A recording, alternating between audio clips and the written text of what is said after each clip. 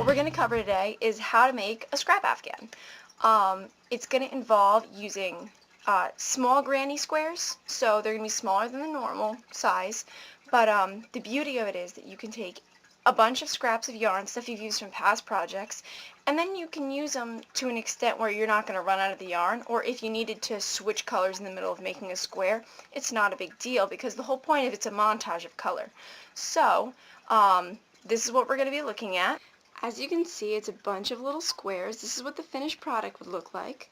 Sometimes people add borders, sometimes they don't. There is no border on this one yet. But this is essentially what you're going to be shooting for. You can see that there's a whole variety of colors. These are all from past projects I've done. So it's also a nice piece of memorabilia of blankets that I've made that I've given to people. So what we're going to start out with is how to make each square individually. The first thing you're going to do is you're going to make a slip knot. So you're going to take the yarn. What you're going to do is you're going to fold it over like this so that you have it crossing. And then what you're going to do is you're going to take that other end and you're going to pull it through, but don't pull the whole thing. And when you're done, you have a slip knot. I know it's hard to tell. There we go. So what you're going to do is you're going to take it and you're going to put your crochet hook through it. You can tighten it a bit more now that you've got something sturdy. And now what you're going to do is you're going to take this and you're going to chain. Now what chaining does is it creates a base for you to crochet off of. So you're going to take this and you're going to yarn over, which means just crossing the yarn over the hook like it is here. And then you're going to pull it through the loop. Now after you've done that, what you're going to do next is you're going to do it 3 more times for this particular project. So you're going to take it and you're going to go 1, 2, 3. Okay, so now we have 4 of these. Now what you're going to do next is you're actually going to use a slip stitch. So we're going to take this, and if you can see, when you look at yours, you're going to see the little ridges along the back. You're going to take this and you're going to slip the hook into the very last of those ridges, the very first stitch you did, and then you're going to be sitting with 2 loops on your crochet hook. Oop, we're tangled. And then you're going to take it and you're going to pull it through both those loops. Now you have a ring. Now we're going to chain 3 again, and now we're sitting with a chain and 3. Now the next phase that you're going to do is you're going to make a double crochet. So what we're going to do is we're going to take this, we're going to yarn it over, and now you're going to take it and you're going to put it through the ring. So if this was a donut, you're sticking the crochet hook through the hole. Then you're going to grab some yarn on the other side, like I have here, and you're going to pull it through the ring. When you're done, you're going to be sitting with 3 different loops on your crochet hook. You're going to pull it through the first 2 loops, leave the third, and then you're going to yarn over and you're going to do it all over again. Okay, so now we're going to do that one more time. Now we have a batch of 3 double crochets. The next piece is the chain. We're going to chain twice, only twice. Alright, so you've got this loop, the 3 double crochets, and the 2 chains.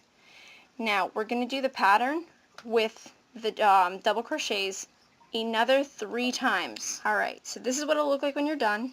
As you can see, we've got 1, 2, 3, 4 batches of 3 double crochet stitches with a chain 2 in between all of them.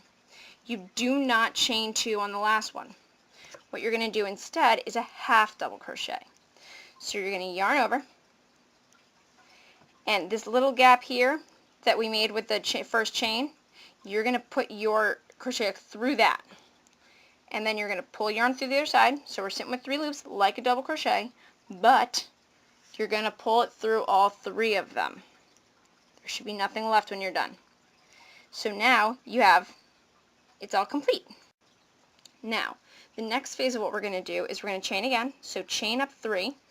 1, 2, 3. Alright? And that's once again going to represent a double crochet.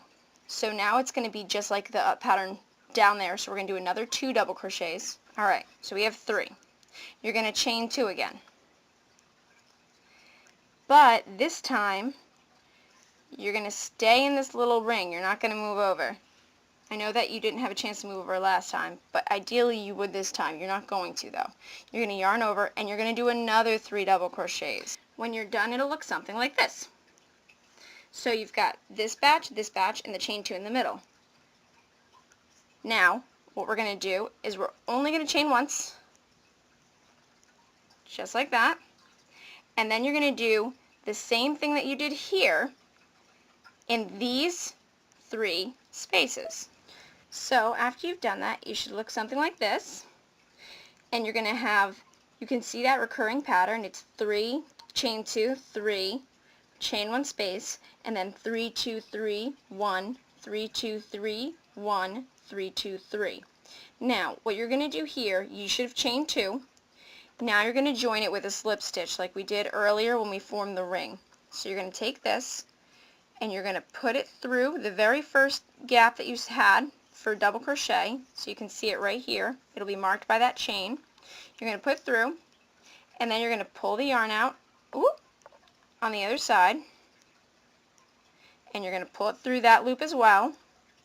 And then the way I typically seal it off is I pull it through again, just to give a little assurance.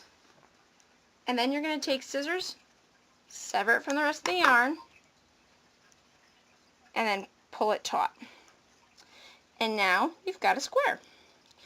When you're done, you're going to weave the ends in. It's not hard. Just take a yarn needle and just wrap it in around. You do not cut the ends, because otherwise you're going to have a bunch of little stubby ends. It's more likely it could unravel. You don't want that. So now we're going to move on to blocking. When it comes to blocking, I like to use these industrial size foam tiles. It's 2 feet by 2 feet. You can make your own. Not everyone does. Most people don't. But the key is that it's foam. You can see it's got some nice depth, which is not too bad. And it's good because what we're going to be doing is we're going to be pinning the square that we created. You can see what I've done is I've taken straight pins. Sometimes you only need 4, sometimes you need more. Whatever's going to make it hold that square shape. They usually start out a little rounded, which is why you need to do this. You don't do them one at a time. Typically, on this foam square, I can usually fit about 25, 36 of them, depending on how I want to space them. So you want to do all of that, and then you move to the next step. And they'll look like this. And all you have to do at that point is you take a spray bottle, and you're going to gently mist all of the squares.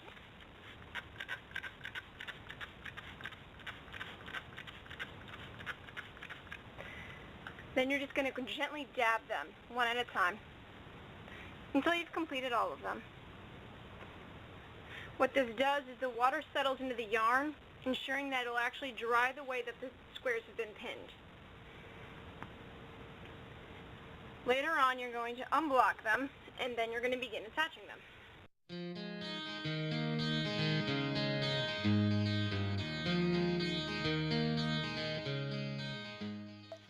Now that you've finished unblocking everything, your next step is going to be start attaching them. We're going to take these 2 squares, and we're going to put them together.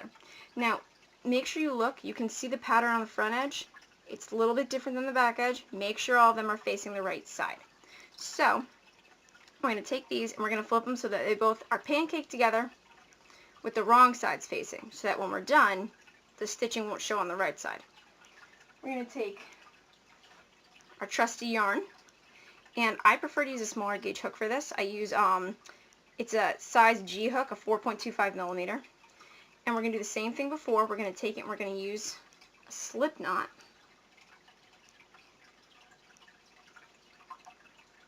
Like so. Just to start us off.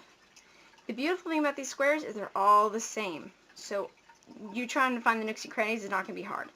So you're going to go through the first corner gap. You're going to pull that loop through. And then what you're going to do is you're going to take it and you're going to yarn over the hook, and you're going to pull it through that loop. And you can tighten a little bit since you have control over that extra piece of yarn. Now you're going to take it and you're going to go through the next, if you look, this is hard to tell a little bit, but at the top of each double crochet there's a little gap. You can see that a little bit.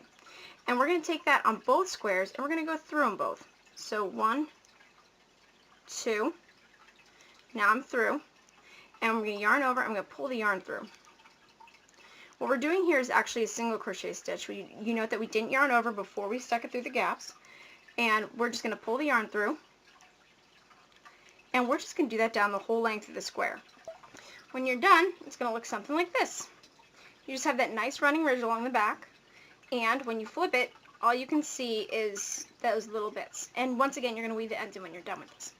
So, ultimately what you want to do is you want a whole strip of these squares. It's going to look like this. You can use as many squares as you want per strip. It's totally up to you. It really depends on how big you want it. So since all of the squares are roughly 3 inches, then what you're going to want to do is you're going to want to base it off of how large do you want the blanket. That'll tell you how many squares you need to make, etc. When you're done, you're going to have multiple strips, and then you have to put the strips together.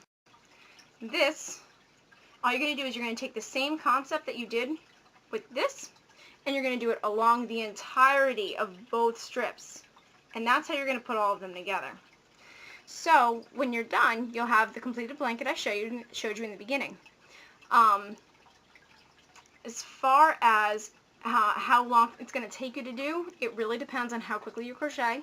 Everyone has a different speed, everyone has a different style. But barring that, it should actually go pretty quick. This is actually a fairly speedy project. Good luck!